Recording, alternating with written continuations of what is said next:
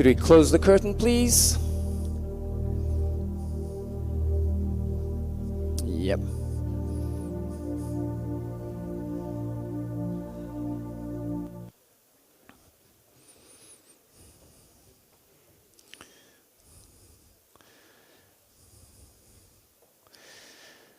Definitely sustainability gives us things to talk, that we lose track of time. Anyway, the next time we have a GSTC conference here, we'll have 2 more helpers, the 2 indigenous breeds of dogs, herding dogs that we have in the Azores, to help me in this. Before I introduce the panel, just to say that I found a box for spectacles.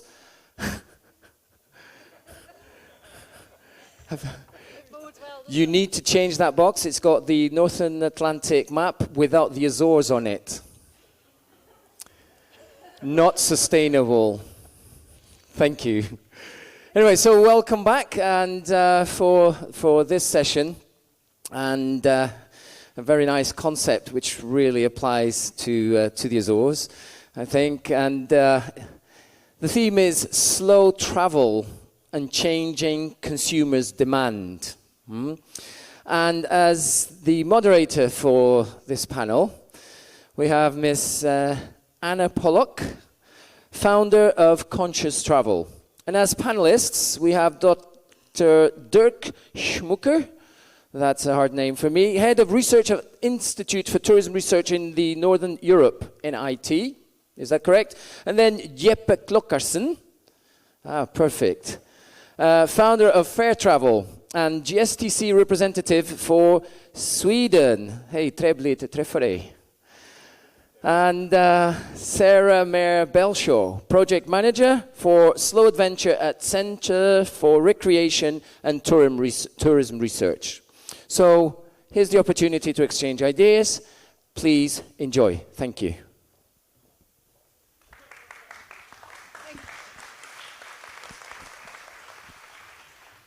Well, good afternoon, everybody, and congratulations for staying the course and being here so eager at this hour of the day. It's been an exceptionally full conference, and we hope that we can keep that standard up in this panel. The first thing we've done is reverse the title. So we're going to look initially at consumer trends. And we're very lucky to have Professor Schmücker with us because he comes from an institute, he heads the institute that's been doing some of the very recent data collection on just that topic. So with that, Dr. Schmücker, Dirk, I'd like you to have the podium. Thank you. Thank you so much, Anna. Thank you. Thank you. I chose this picture a little bit on purpose because if you look at the lower part of the picture, you might find the GSTC logo in it, you know, this footprint. And I have the impression that this whole conference is revolving a little bit about that little footprint that we do when we are in the destination. And my impression is that the real problem is not that little footprint, but rather the one that is symbolizing transport up there. I would like to talk a little bit about Germany, firstly because I come from there, but then also because Germany is one of the biggest senders of tourists in the world. German tourists spent about $95 billion in 2018, making it rank 3 in the world after China and the US. And we have a traditionally negative balance of payments of about minus 40 billion euros. That means that we import much more services than we export. So Germans are used to see the rest of the world as a potential holiday destination, primarily. We produce about 70 million long holiday trips, long as 5 days and longer, and most of them go abroad, about 70%. And I looked up in the statistics that 50,000 of them came to the Azores last year, making it rank 2 after Portugal. And lastly, Germany is one of the most stable economies we have in Europe. So we have an unemployment rate of about 2% at the moment. We have GDP growth 10 years in a row. And the public households surplus is estimated to be $40 billion this year, the public households surplus. So we are not making debts in public households, but we make money. Ironically, 40 billion euros is pretty much what we have in the negative balance of travel payments. It's pretty much the same amount. So what I would like to do is to give you some data on the German tourist. He looks like this. He might serve as a role model, maybe. And it will be a demoscopic view, meaning we do a lot of surveys on German tourists, where they go, why they go there, and what it has to do with sustainability.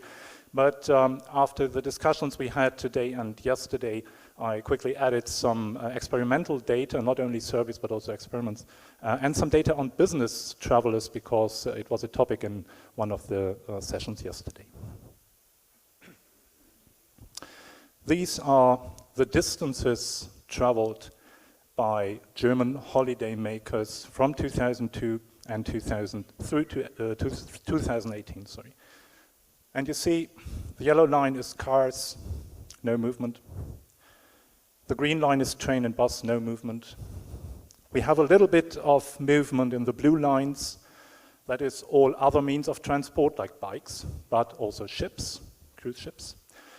But you see the dark blue line on top, that is really going up, and that is air transport. Here are the same figures in kilometers, billion kilometers, by destination. You see there is no movement in the blue line, that is inland tourism, staying in Germany. You have a little bit of growth in the rest of Europe. You have a little bit of growth in the yellow line, which is German tourists going to the Mediterranean. And then you have this massive growth in intercontinental travel. And you need to take into account that only 8% of all trips are intercontinental holiday trips.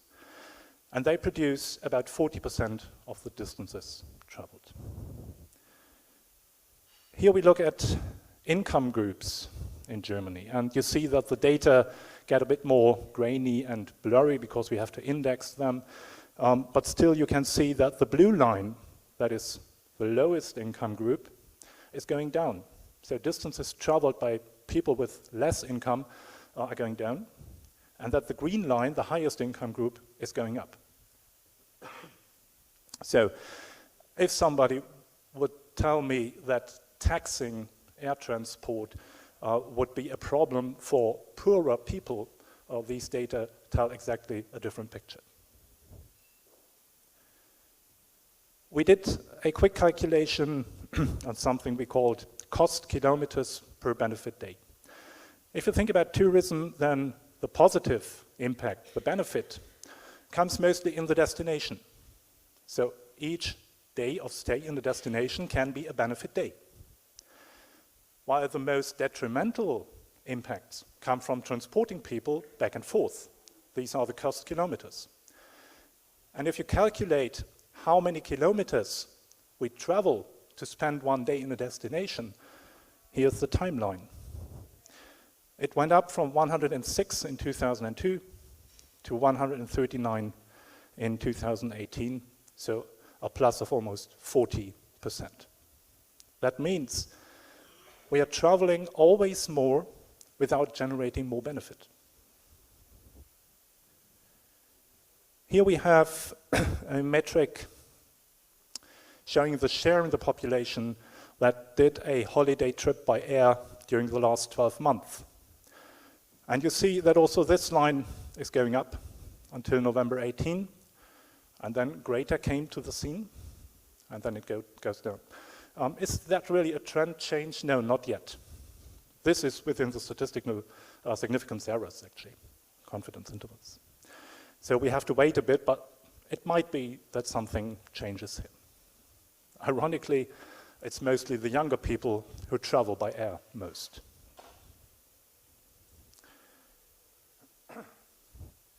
These are very fresh data. You just said, we asked in a survey, that you traveled by aircraft during the last 12 months. Did you have a bad conscience because of the climate impact from flying? Flugskam. Is that correctly spelled? Jeppe, Flugskam? Yeah. So here's the scale. No bad conscience, 0, up to 10, a very bad conscience. And theoretically, this is, don't take a photo of this. These are not the real data. Theoretically, this is what you might expect, something like a normal distribution. So with about 60% in the middle and 20% on the left and on the right. And these are the real data. Now you can take a photo if you want. That you have about 1 in 5 who really feels bad about flying, but 53% do not. Let's skip this. We ask people for their attitudes towards sustainability in holiday travel. And because we know that some people do not understand this word sustainability, we explain it to them. And we end up with 57% who say that some type of sustainability, ecologically, socially, whatever, after having explained it to them, is something they would like to have. And you can see that this number is slowly growing, that we have a trend of 2.5 percentage points per year. On the same time, we asked people, did you book a holiday trip with an eco label? And you see in long holiday trips, it's 6%. In short holiday trips, it's 8%. In business trips, it's a bit higher, 14%. But we also have 36% who said, I simply do not know. Of course, if you ask people in a survey, you can only ask them what they know. And if they don't know if their hotel had an eco label or not, we gave them the opportunity to say, I don't know. There's a reason for that. This is from the lab, from experiments, where we asked subjects to choose a holiday, and we tracked which information they collected. And on the lower axis here, you have how often was the information retrieved. Price was retrieved most often. And when in the process was the information retrieved, very early or very late. And you see that environment and sustainability is last on both axes. And the reason simply is that there are so many other information items that are overwhelming the decision process. We also asked people if they bought a carbon offset. In German, that's CO2 compensation, a little bit of a different word. Long holiday trips, 2%. Short holiday trips, 6%. Business trips, 11%. So again, business trips are outperforming the leisure activities. So again, for long holiday trips, we have 57% of people having a positive attitude, and between 2 and 6% of people actually knowingly booking. And this is the quantification of the attitude behavior gap. That leads us to the assumption that a positive attitude towards sustainability in holiday travel is not a question of preference, but rather of acceptance. These people wouldn't mind if they would book such a trip. but they are not actively searching it. But still, there is an attitude behavior path. Down here you have people with no positive attitude, and here you have people with a positive attitude. And on this axis, you have the information that sustainability was decisive when choosing this trip, or that it was one aspect among others, or that it was not important, or that the person was generally not interested. And the important information here is that the conversion from blue to green is much higher on the positive attitude side than on the no positive attitude side. It is. It is 4-to-1 here and 1-to-1.5 here. So I think it would be a little bit one-dimensional to say that the attitude path, the AB path, what we called it yesterday, is simply bullshit. It is not. It's not the solution to all problems, of course, but it is one way. But there are other ways. This again is from the lab. We primed people in an online survey.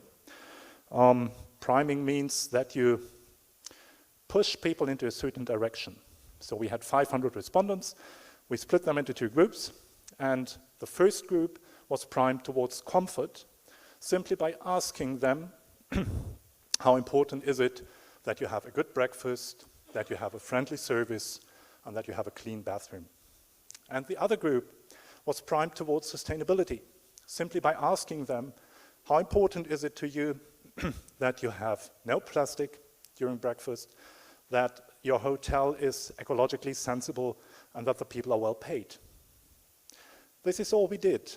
We simply asked these questions, not because we were interested in the answers, but simply because we wanted to direct the respondents into the one or other direction. And as you can see, in the group that was primed towards sustainability, choice for the more sustainable alternative goes up, and even willingness to pay goes up a little bit. And let me just add one last point. Priming and nudging are just other words for changing the standards. And that might be the second path we have.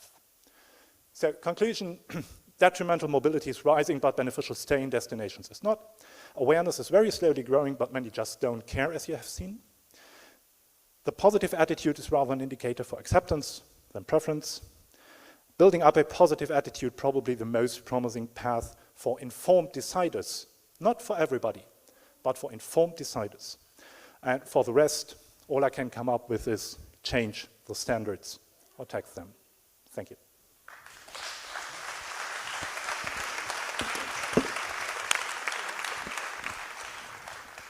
Thank you very much, Dirk.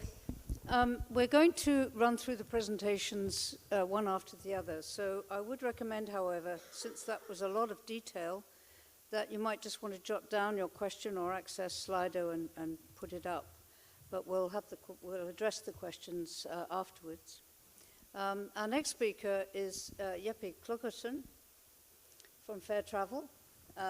He's also going to address some of the issues around consumer trends as he has experienced it as an operator, and perhaps address this subject of Luxcon, since it came from your country and the famous group, well, your country anyway.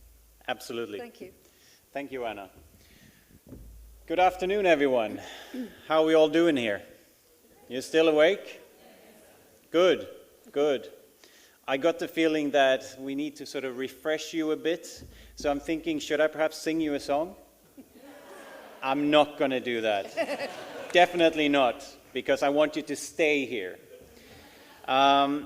Basically, what we saw here, these statistics, is very, very interesting. Now, I don't have those kind of statistics. I don't even have a presentation. I'm going to go a bit old school, base it on sort of the impressions that I've got for actually the past year and a half, more or less. I'm going to tell you a short story going back to September 2018, as we had elections, governmental elections in Sweden. And as I also, in my business, I do representation. I do sales and marketing representation for foreign-based companies. I do quarterly reports, which I write back to these companies. And I recall back in September 2018 that I wrote a report where I mentioned that there was this one girl, a teenager, who decided to sit down outside Parliament every Friday to strike for the sake of the climate. And you all know who that girl is. That is Greta Thunberg. And I recall writing a report, and I'm actually going to read right from the paper what I wrote in that report. This girl's actions is getting more and more attention, and I'm one of her biggest fans. She's a real inspiration. I'm certain that her actions will cause repercussions globally and even on our industry, travel and tourism, that is. We will be challenged and we will feel the effects. Now, going forward from that point, a couple of months onwards, I think it was around the time of December, January, when I started getting phone calls from operators in Sweden. All of a sudden they were asking me, what is happening? People are not booking as they used to. People are starting to cancel their trips because of what this girl is doing, this Greta Thunberg. And it was kind of amusing to me to see this, but also it meant that I was right, that this was to have a repercussion, but it also sort of what I've been embarking on for the past 15 years, that all of these operators, you need to be prepared because the change is going to come. We need to face sustainability. We need to take this seriously. So I spoke to all of these operators and I sort of asked them, but you need to be able to find the positives in the sales, in the trips that you're selling. A lot of them couldn't really fathom what that actually meant. So they couldn't actually pinpoint the positive aspects of the trips that they sold. At ITB, earlier this year, I attended a dinner event together with a few of my partners, attended by Nordic tour operators. And here I heard stories of Swedish operators saying that they had cancellations on their trips because often the teenage girls of the families, they said, no, I don't want to come along on this trip because I cannot really justify the environmental aspects and implications of this trip. And these operators, they couldn't really find the arguments, the justifications on why they would go on these trips. And I heard Norwegian operators saying the same thing. So all of a sudden we could see that, hey, the change has come. It's actually here. I continued doing sales calls. I remember in May, I did it in Finland. In Finland, I saw the same issues. Denmark, not to the same extension, but I sat down in a meeting with a large operator that has head offices in other parts of the world. And I recall how these guys were so frustrated because they were not taken seriously by their main offices, saying that this flygskam thing, it's a trend, it's going to go away. They sort of felt like they were laughing at them because they couldn't handle what was going on. And I think we can all agree that it's not a trend. It's actually a new norm. It is starting to change. Now, having said that, as I said, I'm working with partners in various parts of the world. I have partners in Brazil, Peru, Ecuador, Colombia, Guyana, Costa Rica. I can see that they aren't really facing a dramatic drop in bookings, but let me assure you that they are definitely prepared that a change is coming. Now, I can only speak from the Nordic market, obviously, but I can see that there is definitely a drop.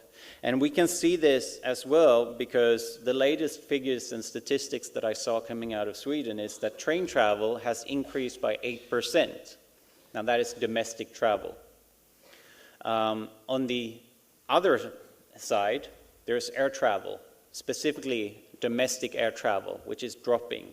Airlines is having a really hard time, and we also have a hard time with some of the more domestic airports. Now, this, of course, has meant that the operators, they've had to make a change. So the first thing the operators did was, hey, we need to offer offsetting. Carbon offsetting is the solution, and we need to turn to train travel.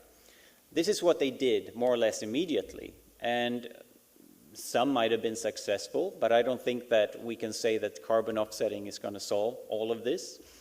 Now, media picked up on this as well in Sweden. Airlines has come under scrutiny. They're looking at the carbon offsetting. There's a lot of media coverage of that right now, where they're saying simply carbon offsetting is not working. You promise too much, but you're not really delivering on it. So, where do I want to go with this? Operators are trying their best to come up with a solution. They're trying to offset the travel, and they're trying to sell it under the brand and the name of sustainability and responsibility and environmentally friendly. But we can definitely see a change in the customer perspectives in Sweden, because customers are not really buying into this. They're skeptical towards these sort of messages coming from the operators. Media is covering a lot of this as well, although it's very, very one-sided. Whereby they pretty much say that all travel and tourism is bad. We all know that there is definitely tourism and there is tourism. There's good trips and there are really bad trips as well. Now, we need to make sure that we highlight the positive aspects of those, but it's not happening in media today. I also want to finish off by just showcasing a few examples from some of the destinations that I work with, and connecting this back to the flygskam. Because what would happen if we stopped traveling? We had a presentation here earlier today from Costa Rica. Costa Rica is a country that I work with, and Costa Rica has been very, very successful in turning a negative situation whereby in the 80s, I think 2/3 of the indigenous trees were cut down. Now, Costa Rica realized that this cannot continue. We need to change this. So they started replanting trees.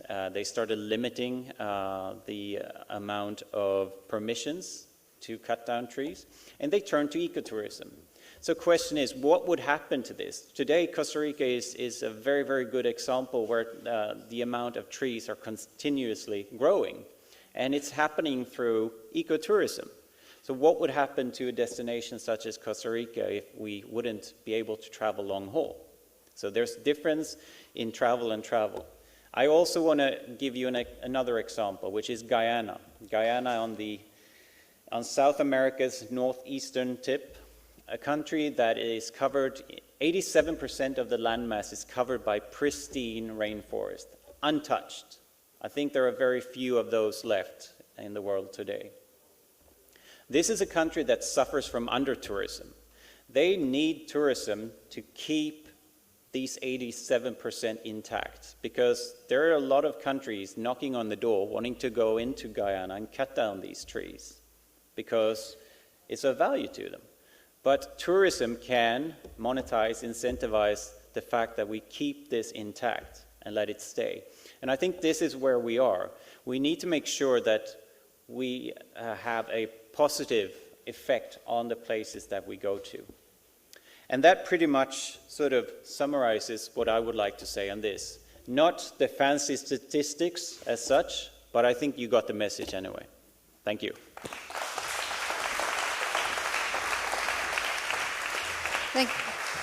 Thank you very much, Jeppe. That was great.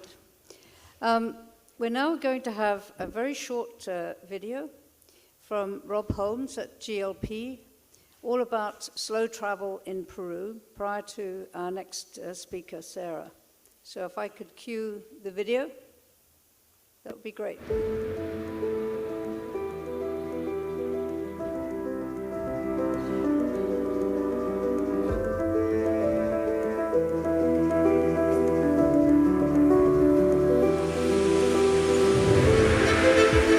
These are the perfect moments that many people try to find.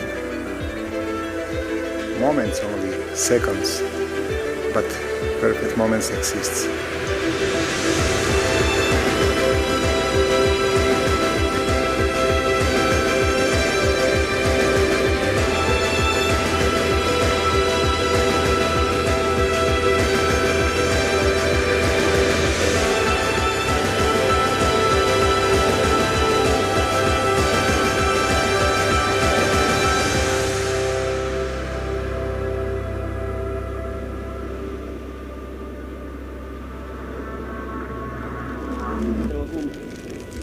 Ampui ko nang ka.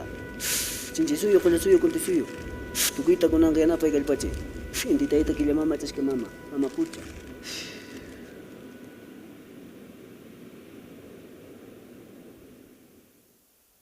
Thanks very much.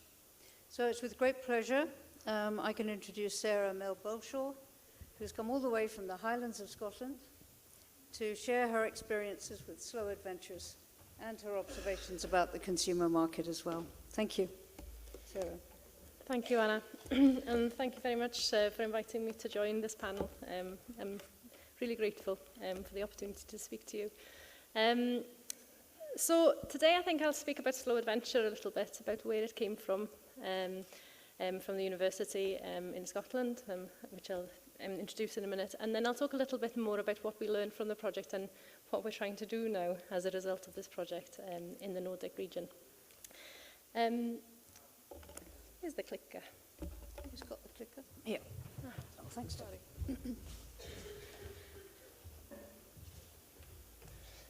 So I work for the Centre for Recreation and Tourism Research for the University of Highlands and Islands in Scotland. So I'm based in Fort William at the foot of Ben Nevis. It's a lovely area. I'm very lucky to live there. I joined the centre to start working on a project called Slow Adventure.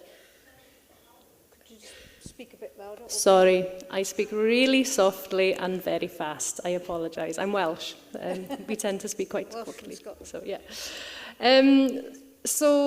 Yes, I joined the centre 3 years ago to work on Slow Adventure in Northern Territories, which is an Interreg Northern Periphery and Arctic Programme project. And I tend to work on applied research projects with businesses and destinations in Europe. I'm going to start today with another film. So I could explain what Slow Adventure is, but I think this film will probably tell you much more than what I would say, because you'll be able to see it in a visual.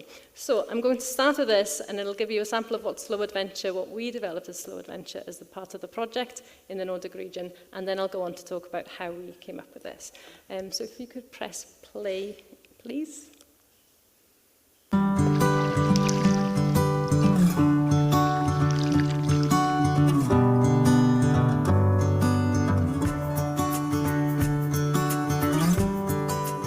I can say that I just enjoy and sit here watching the nice view and even to hear the silence, even hear my heartbeat.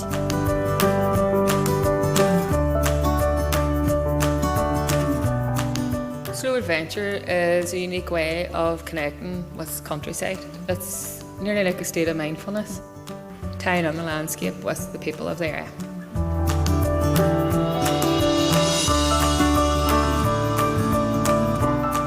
Most people are just amazed at the beauty of the place, that it's not crowded with people. You can be immersed in that environment, but yet be comfortable.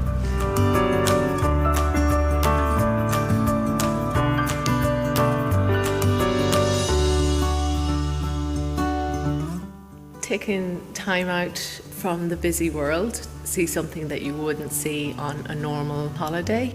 The simplicity of a small campfire and what that means to children and how they talk about that as the highlight of their holiday or the highlight of their year. I suppose it reminds people that the simple things are there to be enjoyed.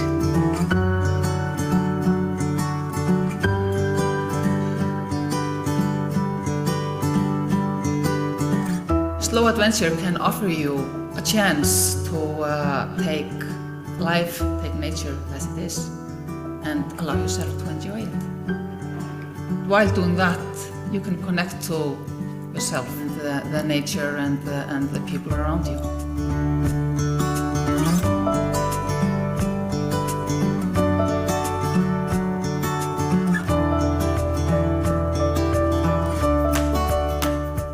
Vi har skjedd på fosser, så har vi klatret i fjell. Litt ekkelt og litt artig, og sommerfugl i magen.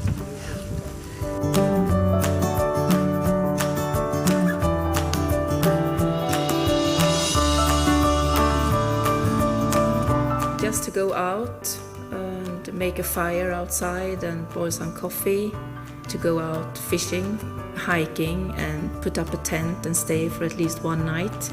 Many of these slow adventure activities can help people get a little bit rewild.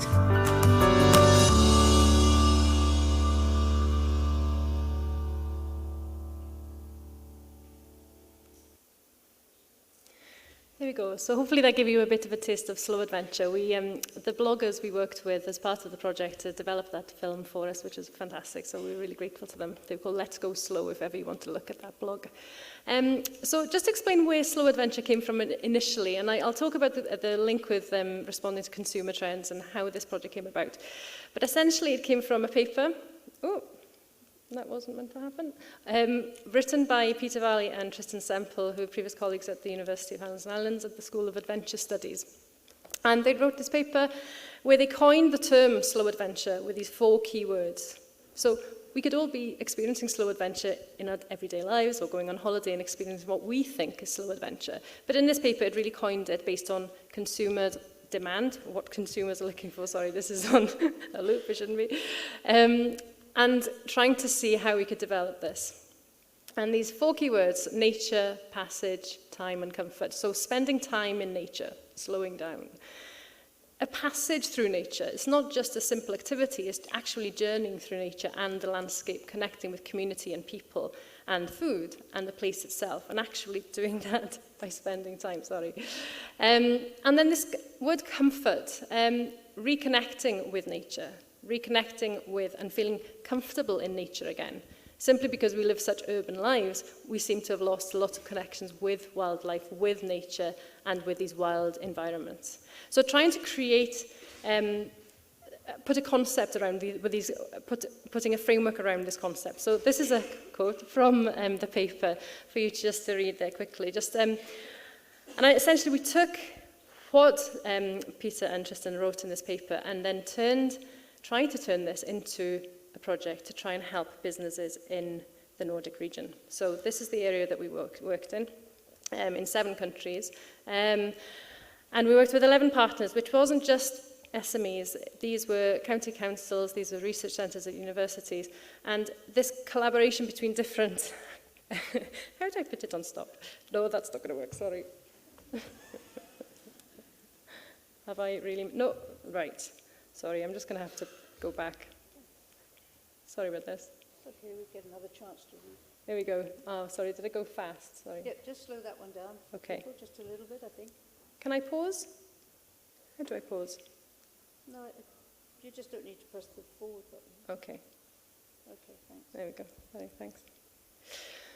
So, one of...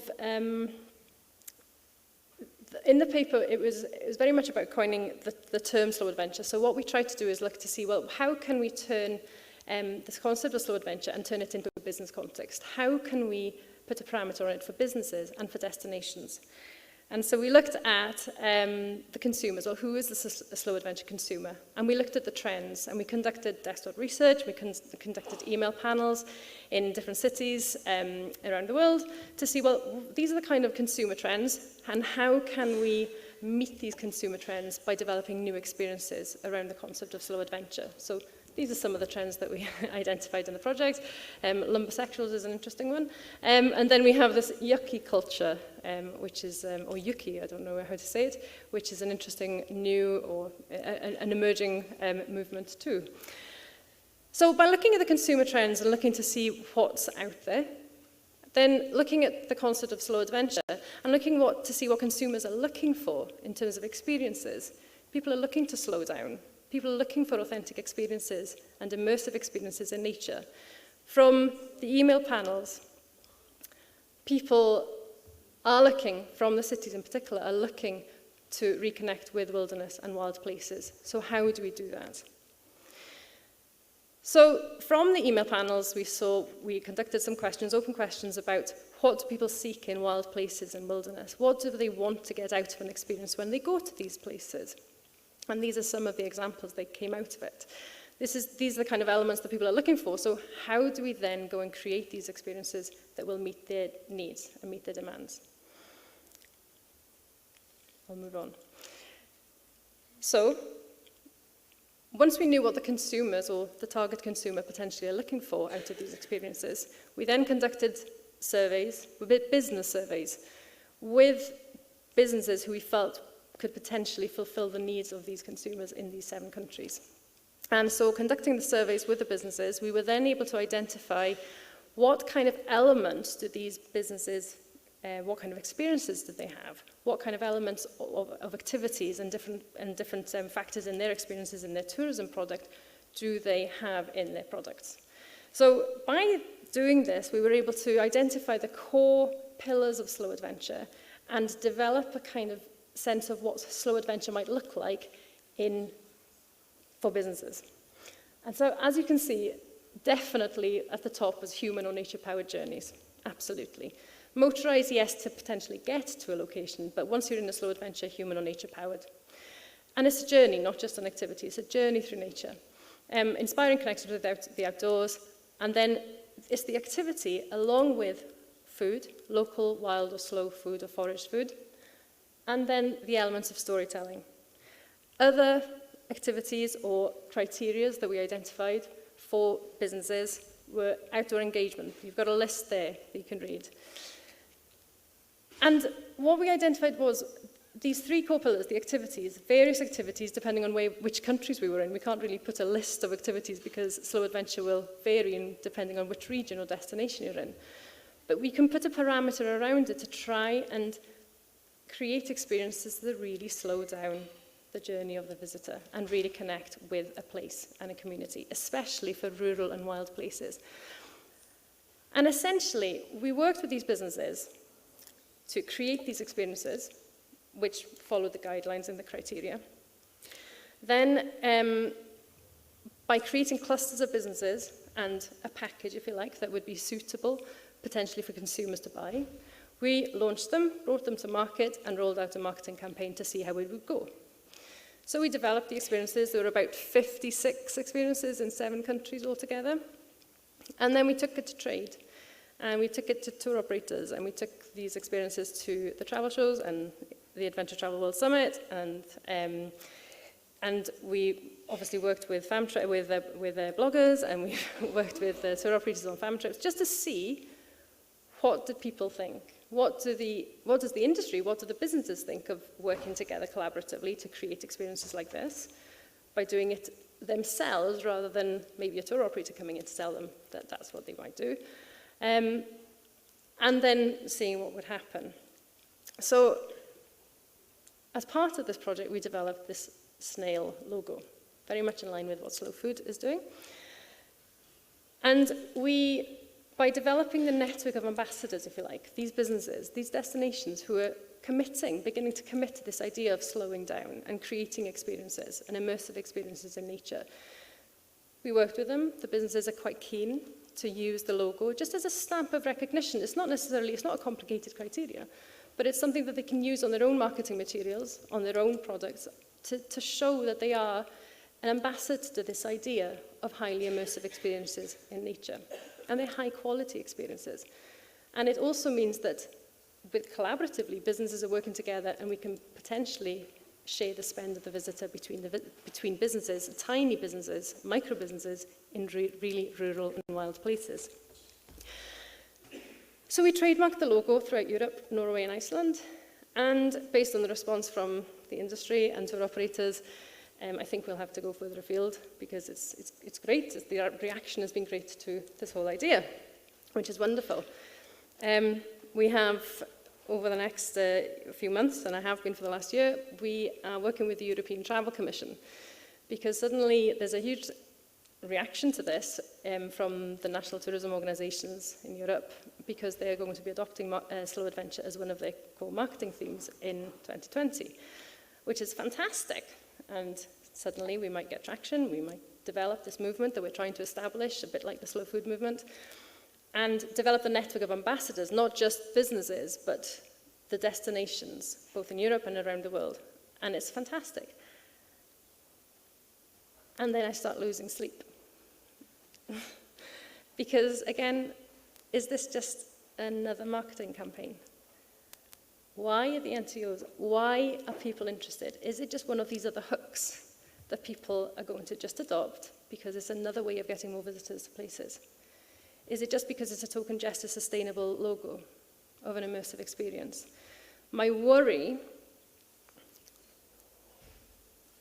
even though there's a huge interest in slow adventure, and it's absolutely fantastic, and I'm really keen for this to develop, I still wanted to be able to develop the product and the experiences in the right way. We don't want to just say that slow adventure is suitable for every destination. Of course not. It isn't. It's not for us to say, and for the destinations even to say, or the national tourism organisations to say, yes, we'll adopt slow adventure and we will choose that region because that's a suitable region. Who have we asked in the community? We haven't asked the community. We haven't actually done our risk assessment or the capacity understanding of that place to even understand whether or not slow adventure is suitable for those places. And these are the kind of things that, as part of this project, initially was about developing experiences based on slow adventure. But then as the conversation goes wider, well, why are we developing slow adventure in the first place in these places? Do we understand what the businesses need? Do we understand what the communities need? Do we understand what the place needs? So as we develop the movement, of course it's fantastic, and I'm delighted that it is, and we're doing everything that we possibly can to find investors. We're trying to find investors. To develop the movement. And as we do that, yes, but there's a much wider conversation on how a concept, how a brand, how a logo, how a movement is developing in a place, and how we do that is absolutely integral. Slow adventure isn't suitable for everywhere, but we need to understand the capacity and the place, the community, before we even think about integrating into regions. I'm going to end with some links. You can take a photo just to look at more about the project, because there are a lot of reports on there. I really recommend just taking a look to see what we did, and hopefully you'll see more slow adventure, you'll see the logo, and if anyone's interested in working with slow adventure as we develop, then please come to speak to me. But thank you very much. Thank you, Sara. Is Mr. Isherwood here? This is the exercise. Yes. Well, Guy is, we're just going to have a brief interruption because you've been sitting now for half an hour. And Guy has very kindly volunteered, based on his experience yesterday, to wake us all up. And I appreciate that, since I'm on next. Thank you, Guy. So last year, I decided to leave the meetings industry and the tourism industry and took a year off and cycled around the world for a year. So that really touched me, because that's what I did. And maybe reconnect, and seeing everyone suffer so much on my journey around the world because of climate change, maybe come back with a new energy and a force. So let's use some of that force, right? So can you stand up first? We're going to do two things here. Can I take 5 minutes? Is that okay? So give yourself a bit of space, maybe move around first. And I'm going to ask you to kind of just kind of get enough space to start to move yourself a little bit like this. And the idea is you want to move your ankles from one side to side so you're not putting stress. And then start to kind of slap yourself and give yourself a massage with your hands. Okay? So like this. So really start to massage yourself with your hands. I need my Madonna mic here, don't I? That's it, good. And then get down and bend a little bit here, right? Good stuff, lovely. That's it, that's fantastic. Okay, that's good. Now, I want you to take, I need a hand. Can you just hold that point? So I want you to make a hand like that, and then start to tap yourself up here. Turn your hand around.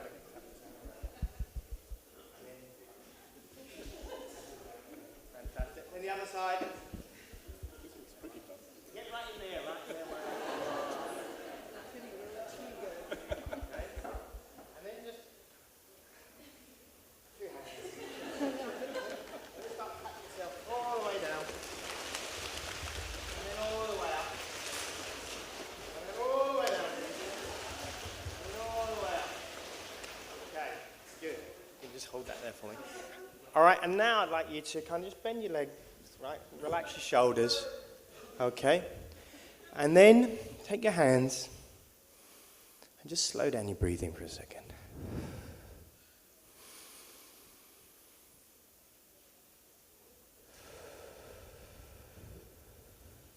Very slowly. Bring it out.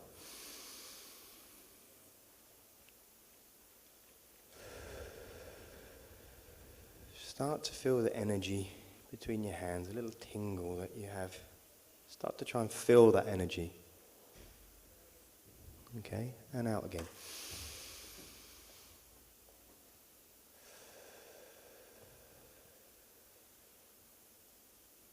And out.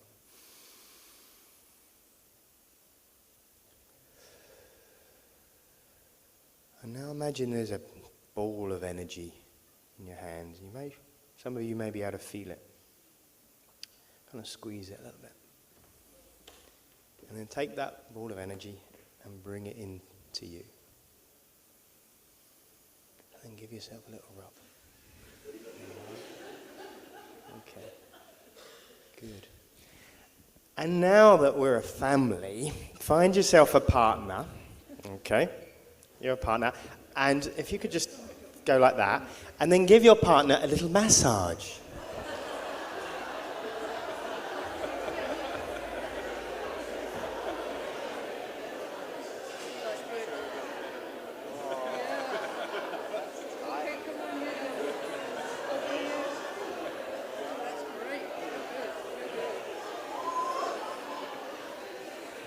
Don't kill each other. And now turn around, and you can reciprocate. Oh, that's lovely.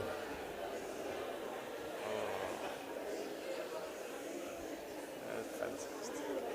Oh, there's one, isn't there? Oh, okay. Good. Yeah, oh, fantastic. Oh, great. Now give your partner a big hug.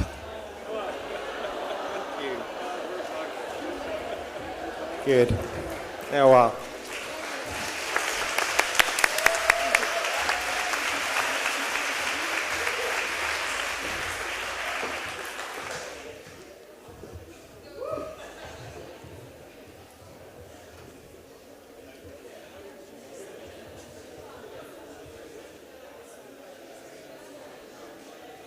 Wow. I think we should always just go and have some tea and coffee or a glass of wine, don't you? Well, thank you. This was an interesting panel because we had two quite different topics. Consumer trends, of which I would consider the interest in slow travel to be one of them. And what I want to also say is that the presentations that you've seen today will be made available. There was a lot of information on all of them. And Jeppe made his point so clearly that you probably remember everything. I'm going to do something a little different than probably what was asked, and try and put all of this into a really big picture of what I think is actually happening that's causing many of the trends that we're experiencing. And I'd like to ask you a question before I go to the next slide. Do you sometimes wonder whether things are falling apart? Be honest. No? It's getting... Xavier says no, it's...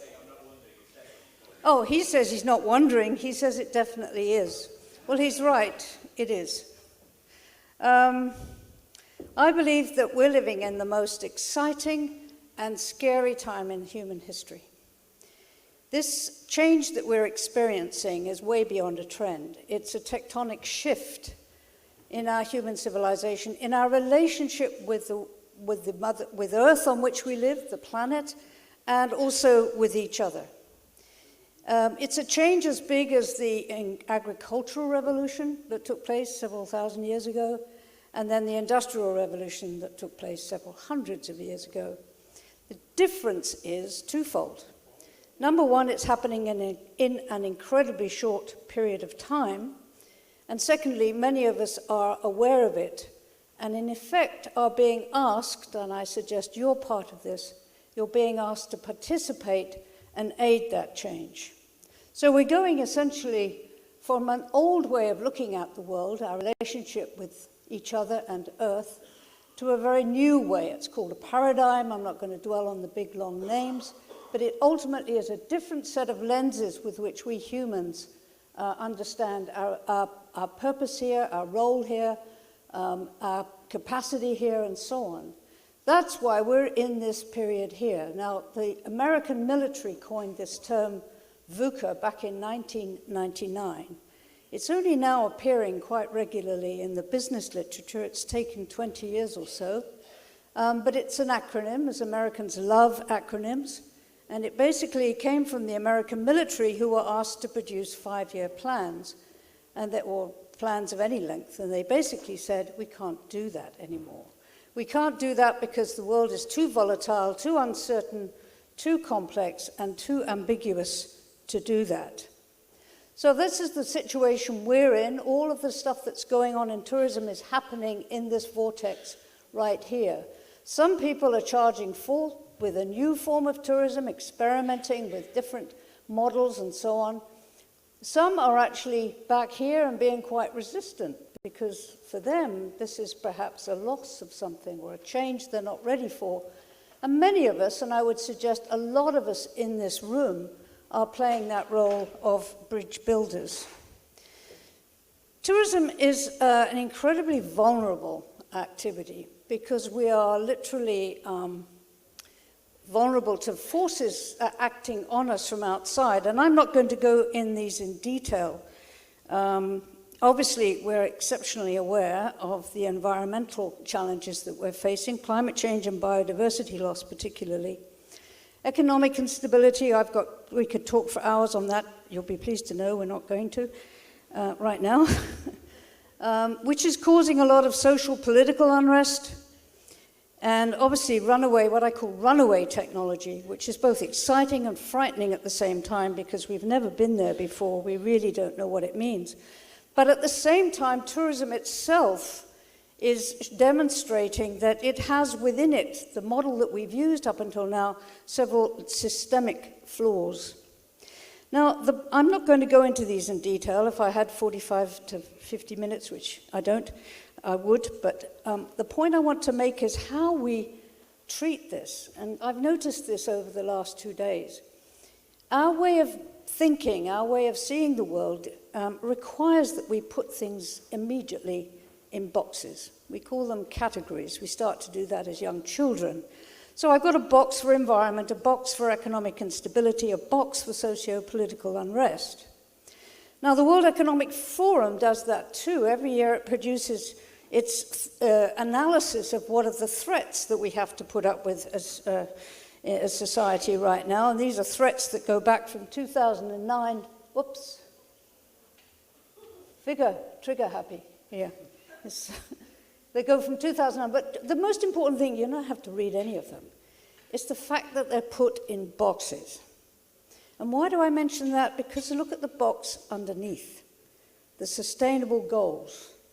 17 goals, all individually described as if they were all separate. And that's the biggest reason we're in trouble right now. We have this sense of separation, a tendency to separate rather than to unify. So the Sustainable Development Goals are a great thing. They focus the mind, but they're almost offered like a smorgasbord. Which of those goals would you like to focus on? Which ones do you feel happy with? Not understanding that actual fact, this is the real picture. The World Economic Forum woke up one day to realize they weren't dealing with things they could put in boxes. They were dealing with a network system of interacting forces. And in many cases, they had no idea how these forces interacted with each other and what were the results that they were producing. So this was an attempt. They gave up after a while because people just found it overwhelming. But unfortunately, this is what's really happening. This is our reality. We are being subject to this complexity of forces. And that's why sometimes when we take action in one domain, it has unintended consequences in another. Why am I saying this? Because the pattern of our thinking is what's getting us into trouble. It's the pattern of our thinking that we have to change. We have to start thinking in terms of systems and relationships and connections, not in terms of categories and parts. So I'm asking you not just to think outside the box. Look how much this way of thinking impacts us. This is how we organize ourselves in destinations, from national to regional to local. This is how we organize our organizations, when in fact we are not that at all. We are the diagram on the right, which is a network. But not only a network, it's a living network. And everything is interacting on everything else at every moment of every day. Now, very quickly, the awareness that our system is breaking down is becoming very clear.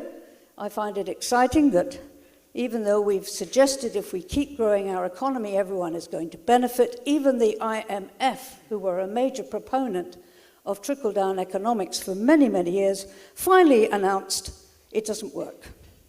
All right? Many of us knew that, but at least the IMF have now given us their sanction. Similarly, we were raised on the idea that all we had to do in life was just balance the boxes. There were 3 boxes. The triple bottom line was another term designed to describe what that was. And even the guy that created that idea, he recanted as well. And that's a guy called John Elkington. He wrote an article in the Harvard Business Review just recently. And then finally, the whole notion that it's all about GDP has pretty well been debunked. GDP is just a measure of total economic activity. It doesn't distinguish between that which is healthy for us and that which is not. We've had our own wake-up call, obviously, over-tourism, and in some places serious under-tourism. And then we had the big shock of the year at the end of this year when Thomas Cook collapsed. But what we really need to do, and I'm really glad that the Travel Foundation were here and went through their report, The Invisible Burden, is we're going to be held increasingly accountable for what we do. And it's absolutely amazing to me that we've survived this long as an industry, 70 years since the last war when we've grown so drastically, without actually even naming, let alone measuring, the impact of what we do. So the invisible burden was a step in the right direction. But look at the chart on the right. This is also very worrying to me anyway, and if it isn't to you, I'd like to know why. The orange line is basically the growth of trips. The blue line is the average spend per arrival in Europe. There's a whopping gap developing here, which I don't think is a sign of good health. It's a sign of diminishing returns. And maybe that's one of the reasons why we're hooked on growth. I have to confess that I'm sharing with you my observations of the last 2 days. And to a certain extent, I believe we're all experiencing a degree of cognitive dissonance. Because we all know in our hearts that an industry that's growing at 6 or 7%, or aviation growth at 5% per annum, that uses resources, creates waste, can't go on forever. But how are we going to deal with it? Suzanne Becken from Griffiths has just put out a wonderful report. I strongly recommend it. It's the one here on the left where I got these figures from, showing again that look at airline passengers. This is 2018, up 6.9%. That means it's basically going to double in 10 years. The number of flights up 4.7, emissions up by 5.2. Now the reality is we're being asked as of next year to drop our impact, our emissions impact, by 7%.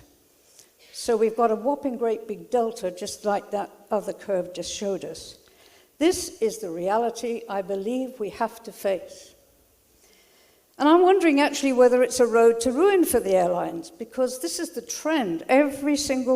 Look at the trend of average airfares in the United States. It's consistently going down, which may be a good thing because incomes for the ordinary people are also going down.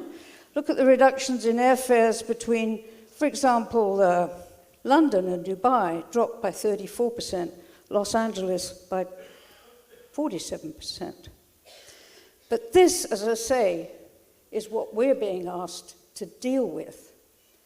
To me, this should be the topic that really, if you like, it's the hangman's noose when it really makes you think about what life is all about when you're about to go on the guillotine or the equivalent. This is our guillotine, really. And I just basically feel, and the point I want to make, is that we have to use that to bring ourselves together, to focus. Because if we start focusing on how we're going to deal with that carbon, everything else is going to get a lot clearer. It's going to be hard, there's no doubt about it, but not talking about it, not making it front and central, I think is doing more harm to us than good. And, okay, sustainable practices, yes, I am not saying we don't do that. We have to, very, very quickly, but on a scale and a level with a degree of determination and passion, with fire in our belly, actually, because not only is it a cost, it's a huge opportunity, huge businesses that can be created by doing this. But we have to acknowledge that growing at 7% and not able to reduce our transaction cost at the same level. For example, the airlines are growing at 5, their efficiency is growing at 1. So the net growth rate is 4. So what are we supposed to do? Well, very quickly, and I've just got 3 or 4 more slides and we'll get into discussion. But the best way, I think, of understanding what we need to do is to think about the people we love. And we've been here away from the home and our loved ones for quite a while, so I'm sure some of you right now are thinking about the people you love at home. Now, what do you wish for them? Now, Jeppe, I hope you don't mind me picking on you. You're very studious looking right there, but you're thinking about your family. If I were to come up to you and I were to say, how are things going? Now, unfortunately, I don't know your wife, but how's the marriage going? How's everything? How's your relationship? And you looked at me and you said, oh, it's sustainable.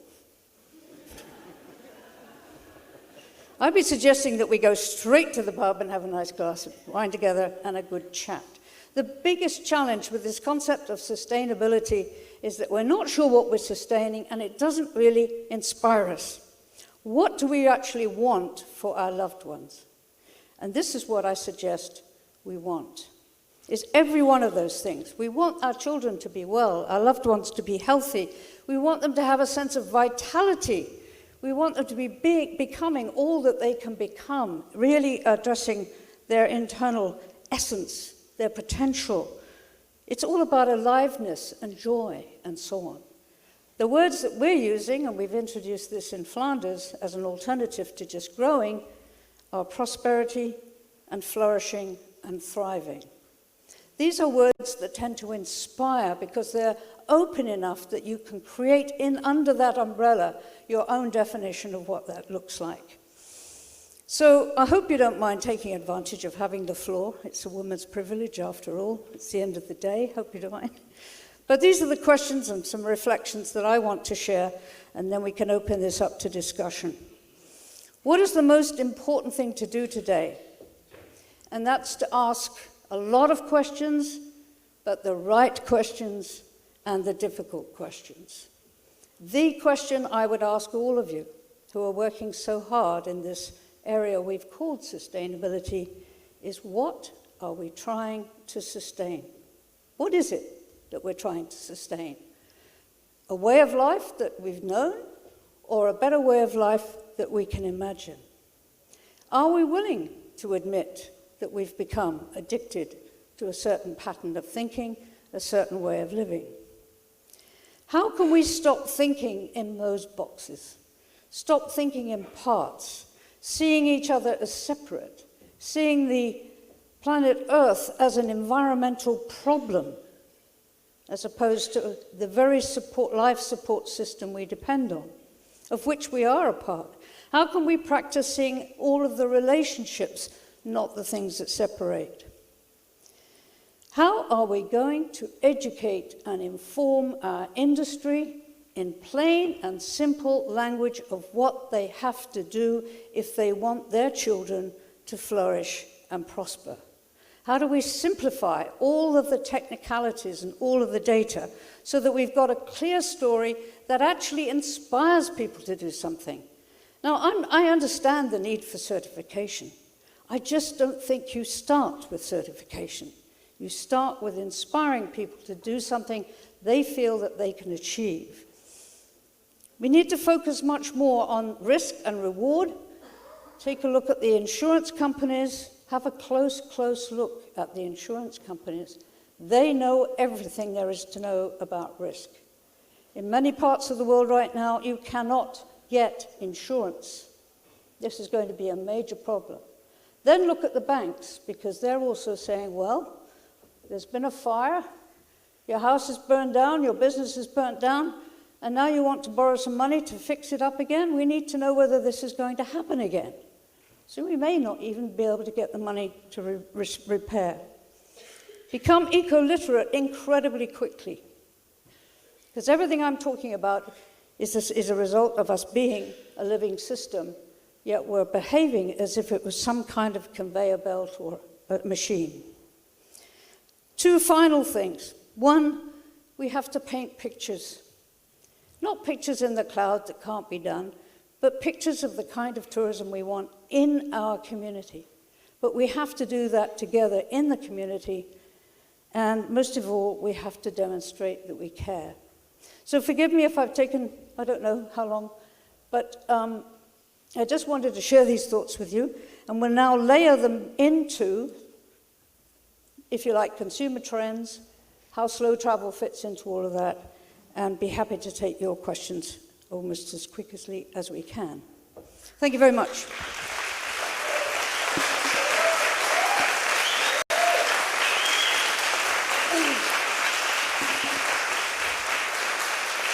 Thank you. Okay, I'm looking forward to going to the bar with Jeppe. All right. Well, okay, there's lots of things we've covered, but I'm just going to start with one question, and then we're going to slip to Slido, if that's the right way of putting it, or slide to Slido. We all came over on a plane here. I thought Jeppe asked this question. It's his question. I thought it was a great question. Panelists, fellow panelists and audience, but you panelists can answer it. Did you feel any guilt coming here? Were you one of the several hundred passengers on board? It was the most guilt-ridden trip I've ever been on, actually. Jeppe, you'd like to answer your own question first, and then more importantly, how are you justifying your trip here? What are you going to tell your tree hugger friends? The simple answer is yes, I felt shame, and I do feel shame, and I think that's something that constantly nags away at me through work. I mean, the kind of work that I do, I need to travel. So the short answer is yes, definitely. But I think it also comes down to what it is that we actually do with that travel. I mean, I'm sitting up here talking about slow travel. I arrived yesterday, just before lunch, and I'm flying out this evening. Now, can that be justified? I have a bad sense, I have a bad feeling about this.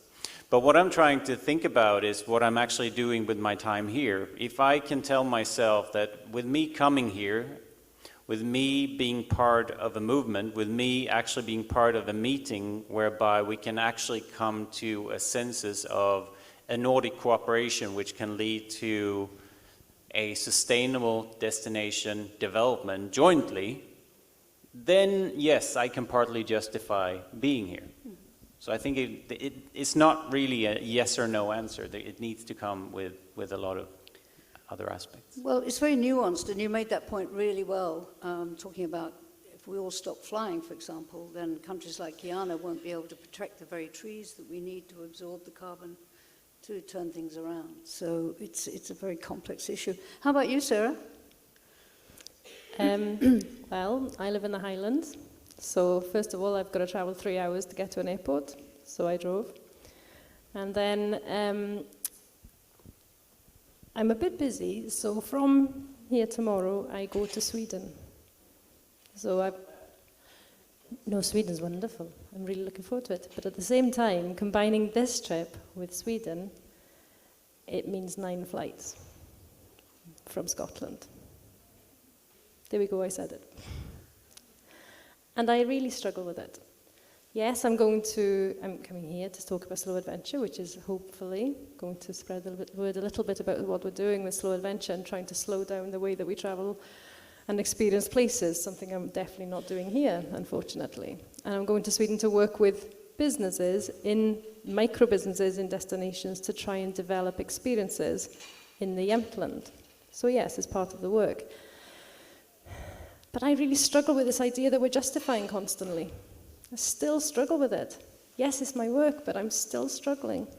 So I don't know what else to say in that, yes, there is a huge shame, and hopefully there's an element of a positivity out of what I'm doing. That's all I can say, really. And Dirk? On a scale from 0 to 10, I'm at 11 or 12, possibly. Yes, I feel very bad about having flown here. In everyday life, I have about 35 kilometers to cover to go to work, and I do that by bike and afterwards by train. So I try to keep my carbon footprint low, and then I fly to the Azores. What a crazy idea to bring 250 people from 42 countries into the middle of the Atlantic Ocean to talk about sustainability. I mean, this is really ironic, isn't it? And the only reason that comes to my mind to justify that is that I might have brought up data that show that it is not enough to think within the box. And what I mean is, to quote one of the more popular German philosophers, Theodor Adorno, he said, there is no right life in the wrong. There is no right life in the wrong. And as long as the growth path in air transport is what it is wrong. And you can do whatever you want in GSTC, in your destinations. It is not right life in the wrong. So what we need to do is to change this transport issue. Somebody asked over the Slido system, would taxing stop business travelers from flying? I think it's not about stopping someone from flying. It's not about reducing it to 0. If we could get away from the growth path to a stable and then to a diminishing path, we would have won a lot, but we need to do that. Yes, I agree with that point entirely. If you look at those aircraft figures, if it's growing at 5% and yet the fares are going down, if we were able to grow the fares or allow the fares to rise by 5%, the volume could actually stay more or less the same. Now, that's not necessarily implementable, but I think it's in keeping with what you're saying. I've got a little technical challenge here because it said there are no questions and it's turned off. And I don't think it's because they want us to stop. Yes, it is, because Roy is doing semaphore at the end. We started a little later, but yes, we do need to stop. And I do apologize. All of the questions, I believe, are being recorded. And I, for one, would be more than happy to try and answer them so that you didn't feel that your voice had not been heard. But thank you very much for your time and patience. I think we all have had a very, very strong conference. I do apologize if we've run over a little bit, but I hope the content was worthwhile. Thank you very much.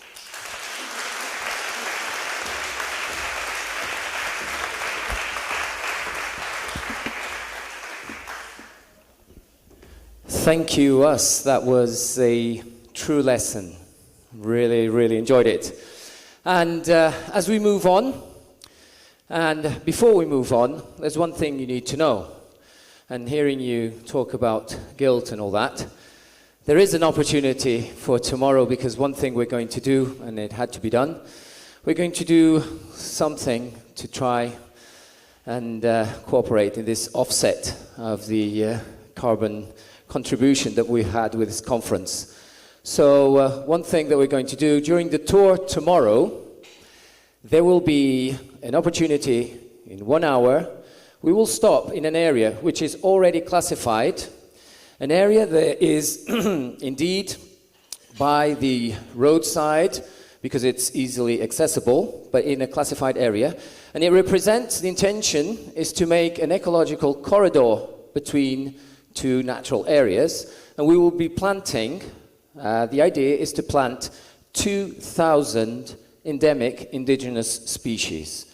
And obviously, you will have your share of contribution. Details will be given, okay, afterwards, all right? It is definitely an area that needs some biodiversity, all right? And using this, by the way, we're talking about laurisilva species, all right? Tertiary species, something that used to exist all over Western Europe and disappeared about 8 million years ago, and it was preserved in these Atlantic islands, all right? And it is part of the landscape. So tomorrow, and you can get details by the tour company, and it will happen more or less at 11 o'clock during the tour, all right? This is what we want to do. Do your best. Sir, you have to come back, okay? And do extra holidays in the Azores, and we will remiss you from all the guilt, all right? Welcome to the Azores. And the next step is precisely, I would like to call up to the stage Mr. Randy Durban. And thank you very much. It was, madam, it was, what a lesson. What a lesson. Mr. Randy Durban, chairman of GSTC. I was told that you have to come up on stage and take the lead from now on. Okay, thank you. See you in a minute. Thank you very much. I have to say a few words about shame. You know, we struggle with all these issues philosophically at GSTC, and I think in the entire sustainable tourism community. And well, we should. This is important to have these discussions. But, you know, I feel like most of the work that we do in the sustainable tourism community is a lot of online exchange, there's a lot of efficiency, there's a lot of Skypes, a lot of, you know, good video conferencing to discuss. I mean, sometimes face-to-face is helpful. And I think we learn more. And I think that another point I want to make is that those of us focused on sustainability, we cannot change the basic behavior of human beings. They want to get on cruise ships, they want to go to this kind of resort, they want to fly, they want to get on trains, they want to do this and that. We don't have the power to impact market forces as intellectual sustainability people. The 7.6 billion people on the planet are pursuing all sorts of activities and behaviors that they want to do. And a tiny group of them are really focused on changing that. And, you know, so I think that that tiny group of us have to figure out strategies and ways to make those huge numbers of people who are traveling more, you know, less damaging, because they're going to do it anyway.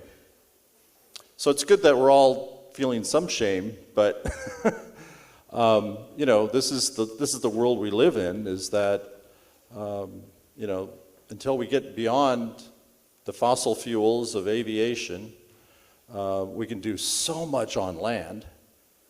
And if we're going to convert to electric vehicles on land and more sustainable hotels, we have so many obstacles to get there. And you know, I think we just want to use all the tools we possibly can to drive change. And if some of that means occasionally meet face to face, I think there's value. I think the greatest sinning on flights are huge volumes of short trips. The bigger sinners in the world in this regard are from my country, the United States. Too many trips of business for one meeting, too many leisure trips for a short weekend on a regular, consistent basis. Let's use the power of the intellect in this group to figure out how to impact change so that we somehow coach and persuade society to do, you know, better very generally. And, you know, and if you don't like large ship cruising, or you don't like all-inclusive resorts, or you don't like aviation, whatever, let's use our passion and our intellect to help make all of those things better. Because however we feel about it, for those of us in this room, we're not going to change that. People are going to cruise, they're going to fly.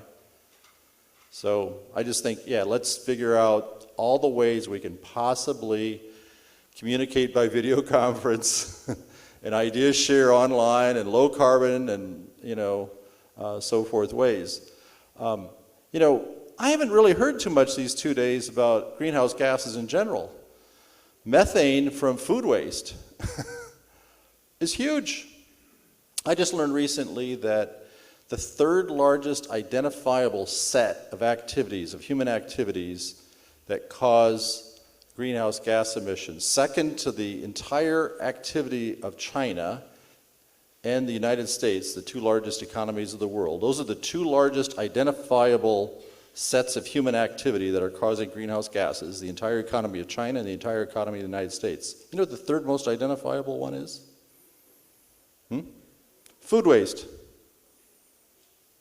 Because food production takes carbon, food distribution takes carbon, and then throwing it in a landfill creates some methane that's extremely damaging to the environment. So we've got big problems, and meanwhile we're ingesting plastic in our food. All of us have plastic in our body because of the plastic that's gone into the ocean and the food system. We have all sorts of problems. And I just think that we need, solutions to all of them in totality. So that's my little speech that, yeah, let's feel a little bit ashamed. Let's just find solutions how we can interact in ways that are as carbon-free and as methane-free and as plastic-free, all those things to make it better. So thank you for that. Now, Roy, where are you? And I'm not quite following what we were trying to do on Slido. It looked like a lot of fun because Roy has compiled some information from Slido from a couple days of activity. And is it going to be self-evident, or do you want to tell us what it is? Yes. Can you zoom in a little bit, or that's the best? All right. I'll read from here. Yes, a little bit too small, but you can see a little bit over there the terms that we've been using on the questions and answers on Slido. We can see tourism, destinations, certification, certified impact, change, waste, reduce, industry, developing, plastic, work, cruise, hotels, travel, and of course GSTC. What else? We've had more than 1,000 likes and 22 dislikes, so there were a few questions that 22 people disliked. What else we have here? We have some questions. Do tourists recognize, identify certified brands? That was the most liked question. So it seems that it's still something that people are interested in. And let's give a round of applause for the influential users. That's Daniel Turner from Animondial, the most influential one, with the most amount of questions and likes. Next in line, Julian Matthews. Yeah. And Carlos from Futurismo Azores Adventures. So thank you everyone for participating also from where you are. Thank you, Roy, for talking.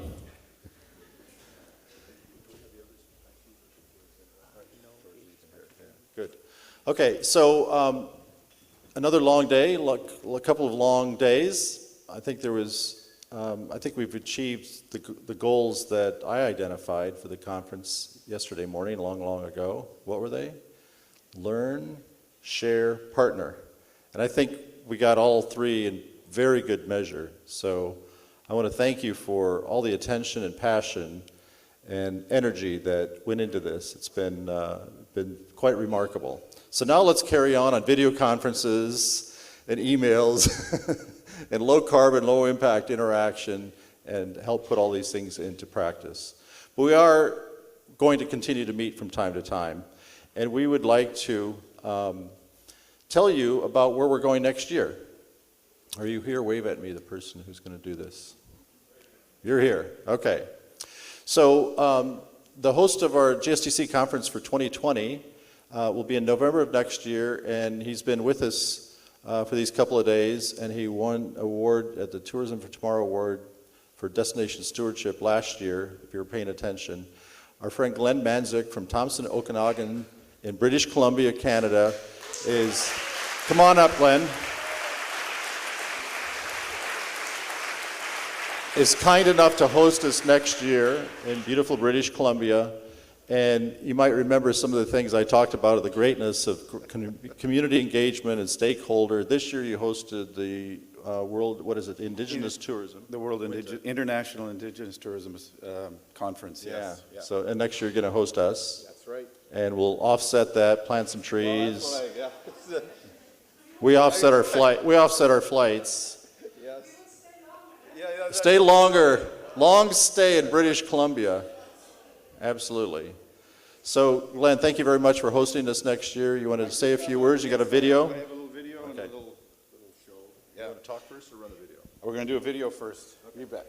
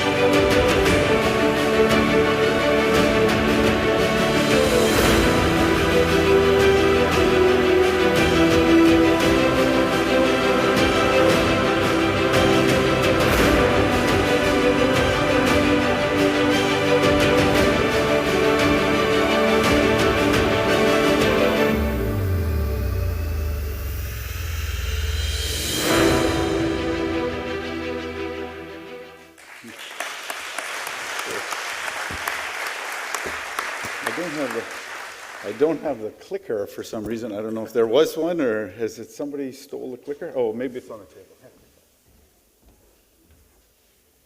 You want to walk around? Yeah, thank you, Randy. Yes, well, it's probably I have the toughest presentation of the day, actually, following that fabulous presentation to talk about please come next year, and don't feel shamed, to come to our region of the world that has really been focused on sustainable and sustainability development.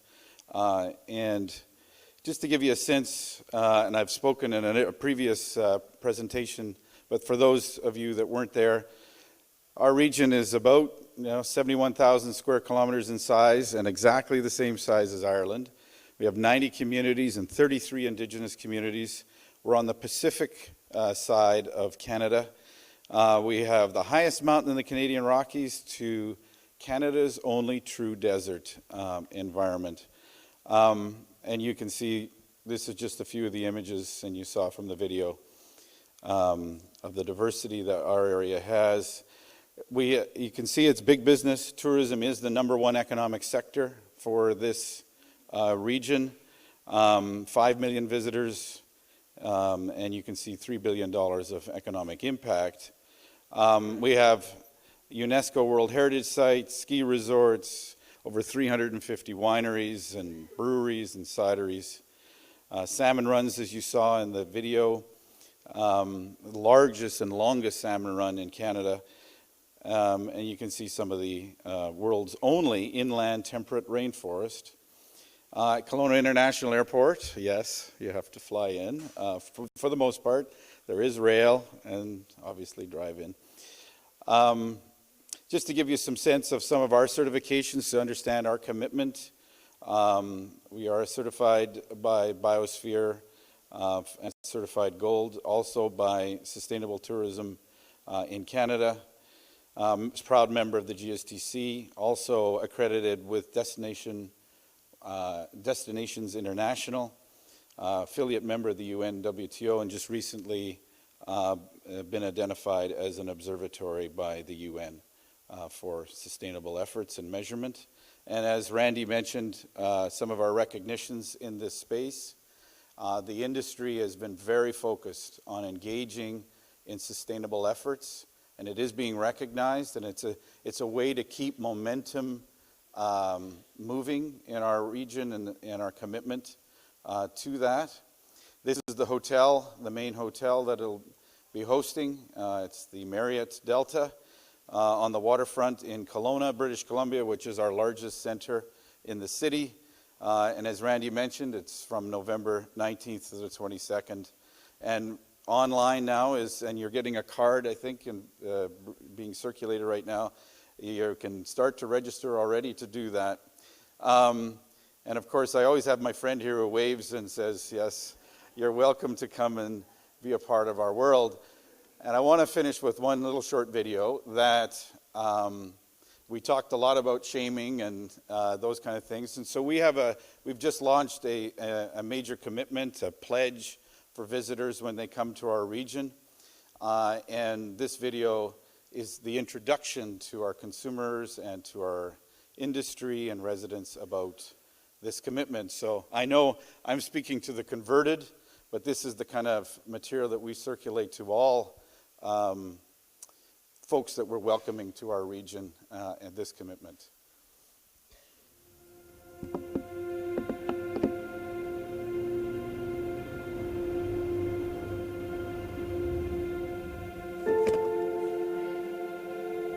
So, what was your favorite part? Well, I saw the bluest lake I've ever seen.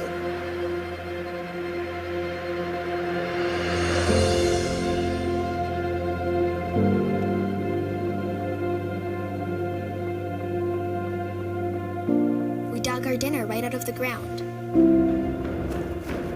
And we ate grapes for dessert.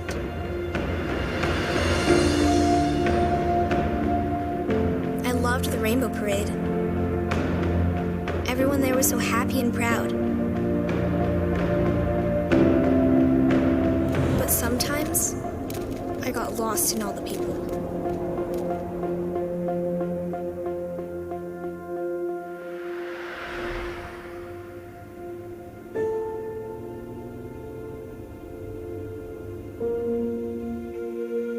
The sage, it smelled so good.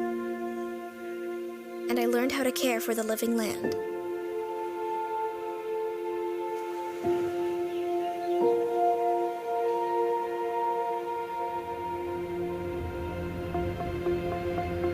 I got really worried when I saw all the cars pulled over.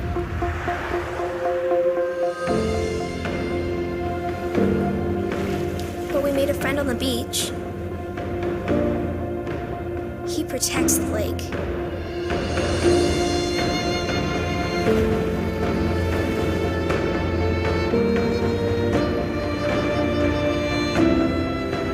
And then we walked for miles and miles.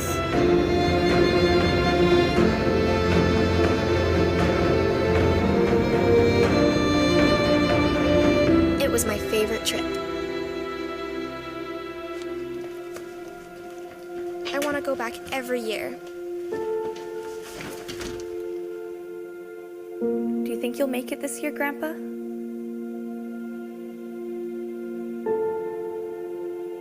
We'll make it work. No excuses this time.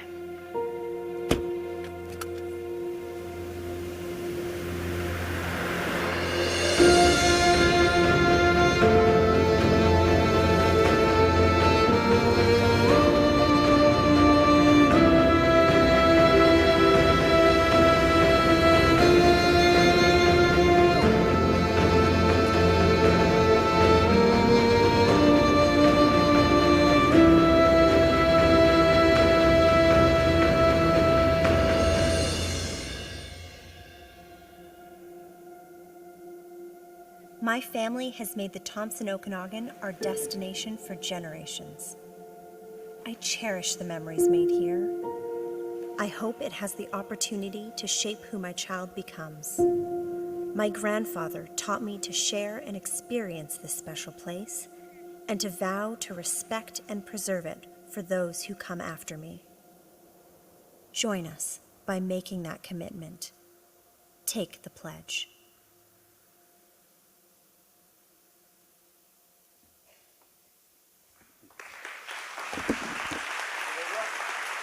We welcome you to come next year. Wow. When I visited last year, I was just taken by what they're doing on accessibility. So thank you for featuring that in the video. It's very, very touching. Let's remember the social elements of travel too. We're past time and we're going back to our hotels and then we go to dinner. So why don't we adjourn now and we'll say our goodbyes and thank yous at dinner. So the buses should be waiting now to take us to our hotels. And I think the program says, is it 6:45 from the hotels for departure? It's printed, sorry? Changed to 7. Okay. But vehicles now to go to the hotels, right? Ready to go. Thank you. See you in a little while at dinner.